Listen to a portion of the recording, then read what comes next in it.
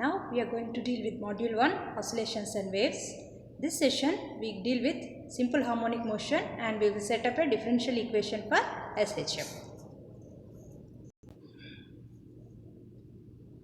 Now we start with simple harmonic motion.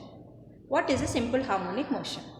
Simple harmonic motion is an oscillatory motion in which force acting on a body is directly proportional to the displacement.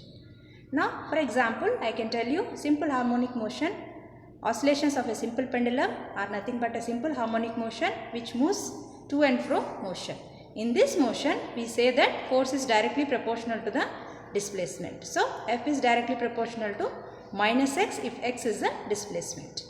Here x is having a negative displacement, it tries to move away from the mean position and reaches to the extreme position. And here the constant of proportionality k is called as a force constant. So we can define a simple harmonic motion as a motion which repeats itself after regular intervals of time. The best example for simple pendulum, as you all know right from your PUC or from smaller grades, you are seeing that oscillations of a simple pendulum are nothing but a simple harmonic motions. And excited tuning fork, the moment you excite a tuning fork and you keep it near your ear, you can hear a sound that is nothing but an excited tuning fork. So the oscillations of an excited tuning fork are also simple harmonic motion. One more best example you can say is a mass suspended to a spring. When pulled down and left free, it executes oscillations which are moving vertically up and down. Even that motion is called as a simple harmonic motion. Next is we see what are the characteristics of a simple harmonic motion. Here simple harmonic motion is nothing but a special type of periodic motion. Oscillations must have inertia, means mass. We all know that Newton's first law states that it has mass and inertia. So every oscillating system must have a mass or nothing but inertia.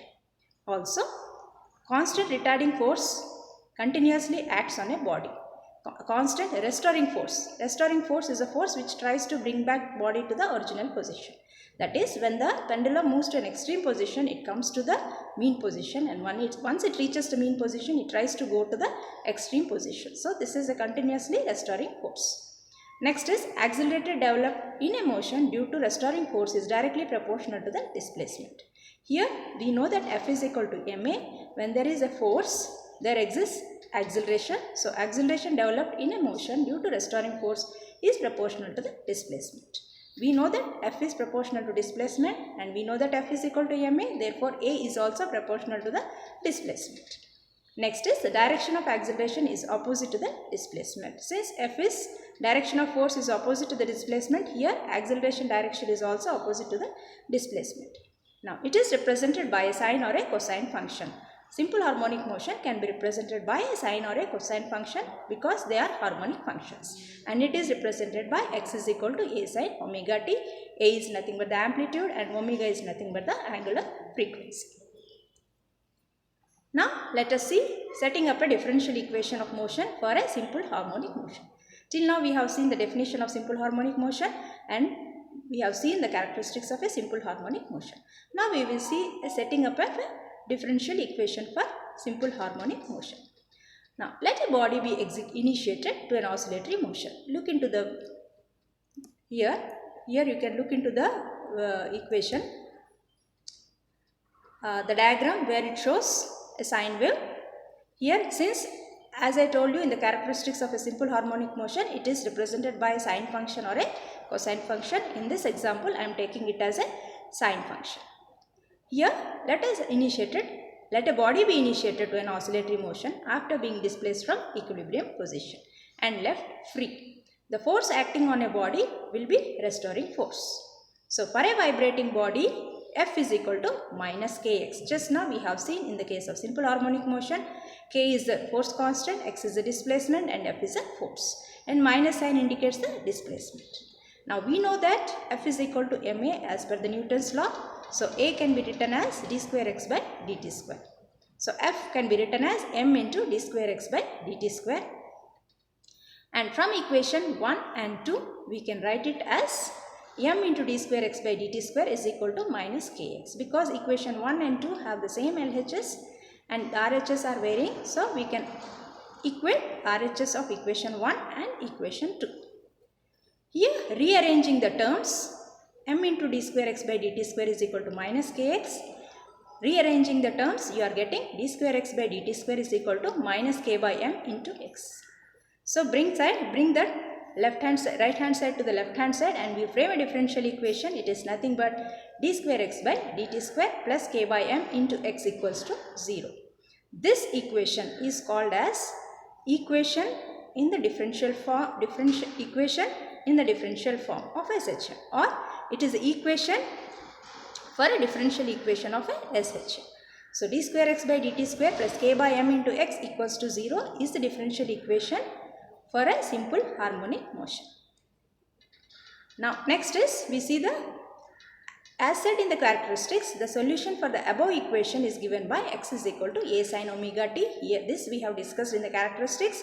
Since sine function is a harmonic function, we are using the sine function as an example for the solution of the above equation. So here a is the amplitude, omega is the angular frequency, and t is the time lapsed.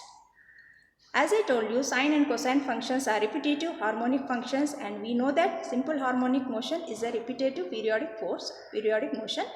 So here equation 4x is equal to a sin omega t is symmetric about the equilibrium position. Hence this motion is a simple harmonic motion. So here omega is equal to, it is nothing but the natural frequency of vibration, which is nothing but root of k by m.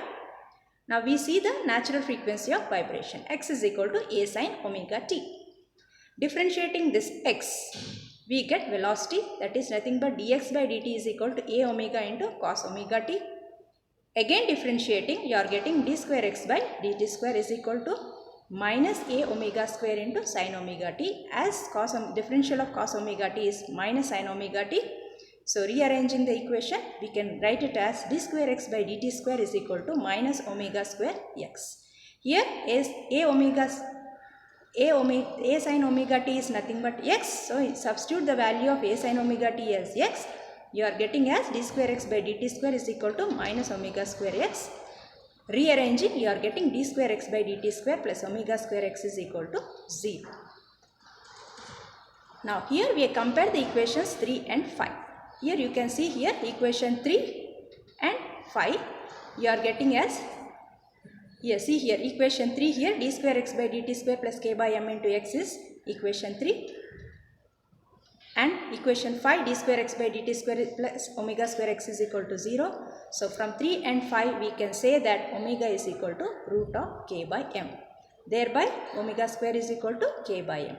For a body executing free or undamped vibrations, its angular frequency of vibration omega is equal to the natural frequency of a vibrations of a body. So in a simple pendulum, natural frequency of vibration is taken as omega is equal to root of k by m, and here for an undamped vibrations, for a body executing free oscillations, omega is equal to the natural frequency of the body. This is what is a simple harmonic motion, and the setting up a differential equation, and we have seen the solution for it, and from the solution we have arrived the condition for the frequency of angular frequency of vibration and the natural frequency of vibrations of a body. Thank you.